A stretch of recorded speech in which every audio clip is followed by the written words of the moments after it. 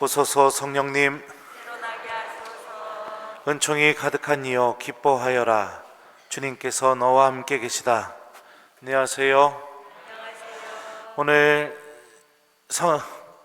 가브리엘 천사는 성모님을 만나서 은총이 가득한 이여 기뻐하여라 라고 이렇게 인사를 합니다.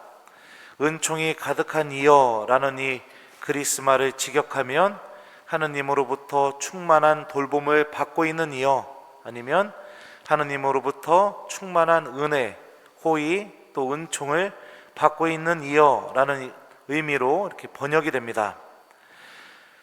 여러분들 한번 성모님의 처지를 생각해 봤으면 좋겠습니다. 처녀가 결혼하기 전에 배우자 될 사람과는 전혀 상관없는 아이를 갖게 되는 것이 하느님의 은총이 충만한 것입니까? 이 일이 정말로 기쁜 일입니까? 남의 아이를 가졌는데 하느님의 돌봄이, 하느님의 호의가, 하느님의 은혜가 가득한 일이라고 받아들일 수 있을까요? 아무리 하느님의 특별한 뜻이 담겨 있다 하더라도 성모님에게 바라시는 하느님의 계획이 성모님의 입장에서는 기쁘고 은총이 충만한 일이고, 주님께서 나를 정말로 충만하게 돌보고 계시는 일이다 라고 말하기는 어려울 겁니다. 그런데 천사는 그런 성모님에게 은총이 가득한 이여 기뻐하여라 라고 이렇게 인사를 합니다. 하느님의 은총은 우리가 상상할 수 없는 방법, 우리가 기대하는 방법 그 이상의, 또 정말로 예측할 수 없는 방법으로도 우리에게 다가오기 때문에 가브리엘 천사는 성모님에게 그렇게 인사한 것이죠. 왜 우리가 편하고 또 정말로 기쁘게 받아들일 수 있는 방법만을 선택해서 하느님은 우리에게 은총을 주지 않으시는가? 아프고 고통스럽고 감당하기 어렵고 도저히 일어나지 않았으면 하는 그런 일들도 선택하시면서 왜 그런 일들 안에 하느님께서는 은총을 담아서 우리에게 주시는 것일까? 이게 정말 우리를 사랑하시는 방법일까? 라고 의문이 들 수도 있습니다. 하지만 하느님께서 전지전능하시고 또 우리를 분명히 생명으로 이끄신다는 믿음 안에서 바라본다면 그 방법을 선택하지 않고서는 도저히 하느님께서 주시려는 그 은총이 전달될 수 없기 때문에 하느님께서 그 방법을 선택하셨을 것이다 라는 이런 이해도 우리에게 이렇게 찾아올 거라고 생각이 됩니다. 특히 성경은 다음과 같이 고백합니다. 창세기의 요셉은 형들에게 팔려가고 형들에게 질투받아서 미움받아서 이집트로 팔려가게 됩니다. 그 순간에는 엄청난 고통이죠. 받아들일 수 없는 일이죠. 가족이 나를 팔아버린다는 것은 얼마나 큰 상처겠습니까? 그런데 나중에 형님들을 만난 뒤에 이렇게 얘기합니다. 내가 형님들의 아우 요셉입니다. 형님들이 이집트로 팔아넘긴 그 아우입니다. 그러나 이제는 저를 이곳으로 팔아넘겼다고 해서 괴로워하지도 자신에게 화를 내지도 마십시오. 우리 목숨을 살리시려고 하느님께서 나를 여러분보다 앞서 보내신 것입니다.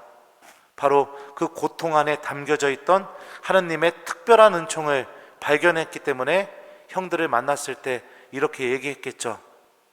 욥은 악마가 하느님에게 고통을 주면은 당신을 섬길 사람이 없습니다 라고 이렇게 논쟁하다가 하느님께서 끝까지 욥은 그렇지 않다 하고 하니까 하느님께서 악마가 청하는 것을 허락해 주시죠.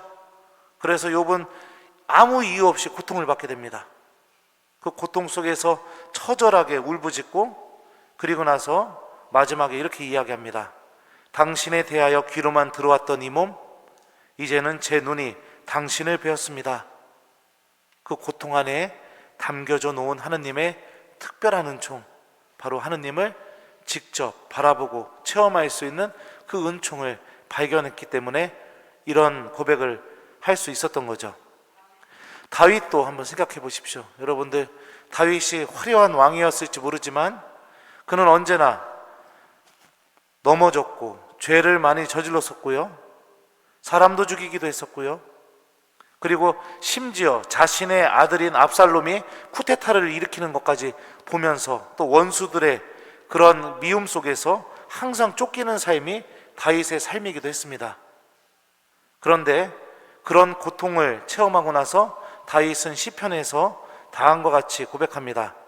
제가 비록 어둠의 골짜기를 간다 하여도 재앙을 두려워하지 않으리니 당신께서 저와 함께 계시기 때문입니다. 이런 성경 안에서 보여주는 인물들이 고백하는 내용들을 보면 고통, 받아들이기 어려움, 힘든 일, 어려운 일, 그것만 바라보면 하느님의 은총은 보이지 않지만 그 안에서 하느님께 대한 믿음을 끝까지 붙들고 또 하느님께서 나를 인도하신다는 그 믿음으로 그 고통과 어려운 일들을 받아들이기 시작할 때 그 안에 담겨져 있는 하느님의 특별한 은총을 우리가 체험하게 된다는 것을 성경의 증언을 통해서 알 수 있습니다.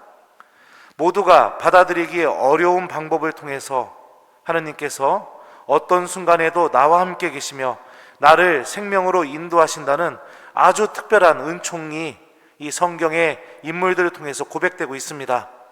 힘들고 어려운 일이 생겼을 때, 너무나 고통스럽고 감당하기 어려운 일이 생겼을 때 나에게 이런 일을 허락하신 하느님을 원망하고 믿음을 버리고 신앙을 꺼버리고 그리고 세상으로 돌아가는 것은 누구나 선택할 수 있는 방법입니다. 또 그런 마음이 드는 것도 당연합니다. 하지만 우리는 신앙인입니다. 하느님에 대한 믿음을 갖고 있는 사람들입니다.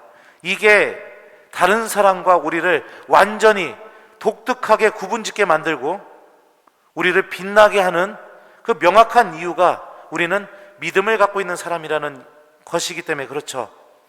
우리는 십자가라는 고통 안에 부활이라는 하느님의 엄청난 은총이 담겨 있다는 것을 믿고 있는 사람들이고, 하느님께서는 다른 방법이 아니라 바로 그 방법으로만 우리를 구원하신다는 것을 믿고 있는 사람들입니다.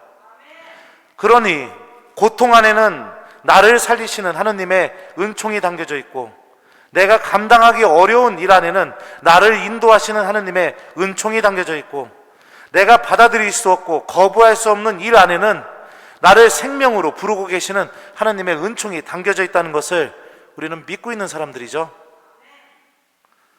성모님의 모범을 한번 살펴봅시다. 보십시오. 저는 주님의 종입니다. 말씀하신 대로 저에게 이루어지기를 바랍니다. 감당하기 어려운 그런 하느님의 계획 앞에서 성모님께서 보여주신 모범은 하느님께서 하신 말씀이 저에게 이루어지기를 바란다는 그 믿음이었습니다. 그리고 그 믿음이 있는 곳에 바로 예수님께서 탄생하시고, 그 믿음이 있는 곳에 예수님께서 우리와 함께 계시다는 것을 오늘 복음은 우리에게 알려줍니다. 힘들고 어려울수록, 자꾸만 내 삶이 고통 속으로 내몰릴수록 여러분들 그 어렵고 고통만 바라보지 마시고 그 안에 담겨져 있는 하느님의 특별한 은총을 바라볼 수 있는 신앙인이 되어야 됩니다. 우리들이 힘들고 어려울 때마다 성모님의 모범처럼 하느님의 말씀이 나에게도 이 고통 속에서도 이 아픔 속에서도 이루어진다는 믿음을 갖게 될 때 성령께서 너에게 내려오시고 지극히 높으신 분의 힘이 너를 덮을 것이다 라는 이 말씀이 나에게도 이루어진다는 것을 기억하길 바랍니다.